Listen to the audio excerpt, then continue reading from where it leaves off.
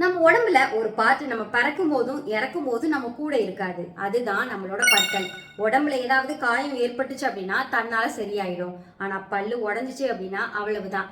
பல்லு சுத்தமா இருந்தாதான் உடம்பு ஆரோக்கியமா இருக்கும் அப்படிங்கிறது உங்களுக்கு தெரியுமா? ஏன் அப்படின்னா உடம்புக்கு உணவு தேவை. அந்த உணவை மென்று கொண்டு போறதே இந்த பற்கள் தான். ஆனா முகத்துக்கு கொடுக்குற இம்பார்ட்டன்ஸை நம்ம பல்லுக்கு தரதே கிடையாது. குழந்தை பிறக்கும் போது பல்லு இருக்காது. ஆனா வயிற்றுல வளரும் போதே உருவாயிடும். அது வெளிவரத்துக்கு 6ல இருந்து 12 மாசம் ஆகும். எல்லாருக்கும் பல்லு வரிசையா இருக்காது. இந்த மாதிரி நேரா இல்லாத பல்ல பிரேசஸ் மூலமா சரி செய்யறோம். இதைத்தான் ஆர்த்தோடோன்டிக் சிகிச்சை அப்படின்னு சொல்றோம். கைரேகை எப்படி எல்லாருக்கும் வேறுபட்டு இருக்கோ அந்த மாதிரி தான் பற்களும் நபருக்கு நபர் வேறுபட்டு இருக்கும். நல்லா தெளிவா பேசுறதுக்கு பற்களும் ஒரு காரணம். முன்பற்கள் தான் முக்கியமான ஒலிகள் எழுப்புறதுக்கு உதவி செய்யுது.